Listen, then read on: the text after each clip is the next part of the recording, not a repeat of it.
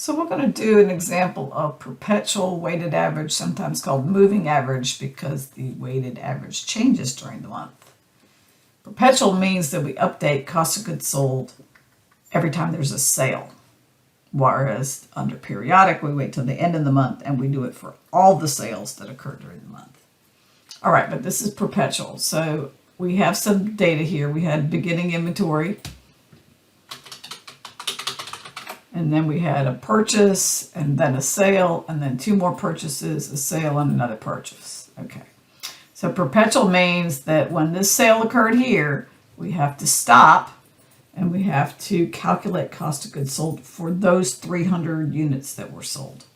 So that means anything after that we can't use. So let's black that out. Can't use that.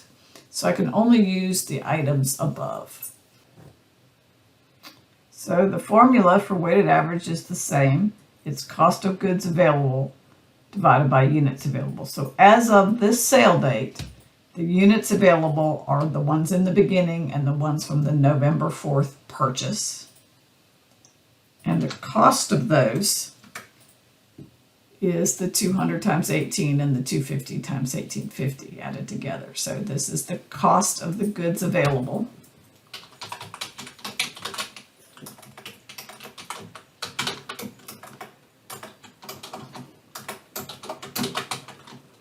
Okay, so we have our formula here. So goods available, cost of goods available was the 8,000 and there were 450 of them. So the weighted average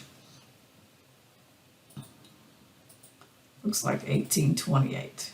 Okay, so that means that in mapping out the cost of goods sold for the period, the 300 that were sold on November 7th would have that 1828 per unit.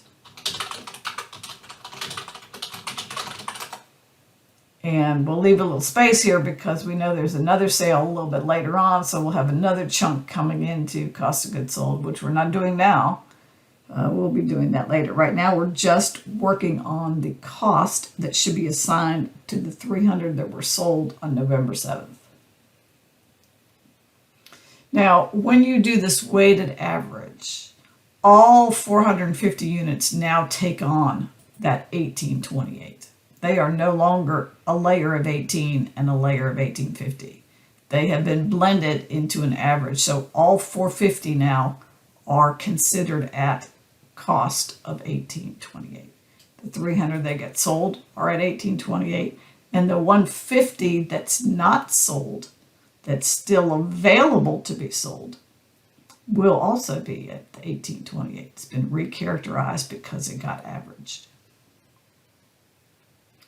All right, let's look at the next sale. Let's roll that one back. We have a sale on November 22nd. There's a purchase after that, but that's not available to us. It's the future. On the November 22nd, you can only use what has occurred prior to that.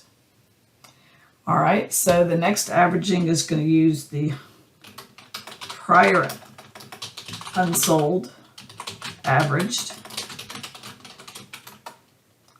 And we had 150 of those, 450 less than 300 that have already had cost assigned to them, and all of those are at the 1828.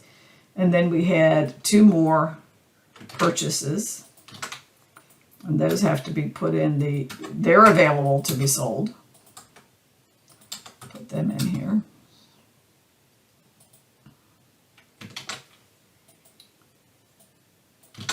Okay, so a little math there. So our goods available to be sold at November 22nd is this.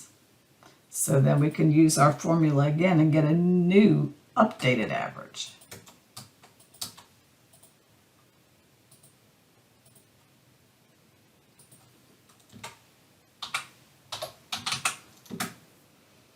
Now, all of the units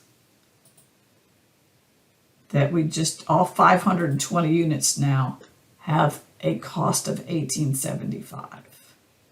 They've lost their individual cost layers and they've become a single cost layer of 1875. So back up here to the cost of goods sold. For those units, for those 380 units, they will have that new average attached to them because all 520 here had that new average and it got sold out of the 520. And there were no more sales, so that means that the cost of goods sold using this method, perpetual weighted average or moving average, either label is fine.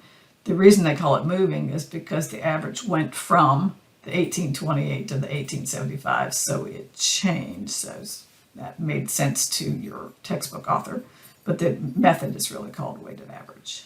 Okay, but if they ask for moving average or weighted average, they're asking for the same thing, and that's how you would do it. Now, what's in ending? Well, what's in ending is of the 520 units available, you sold 380 of them. And then you also have in ending, and those would all be at the 1875, you also have in ending another purchase at 1920. All right, so hopefully that gets you started, and we'll talk to you again soon.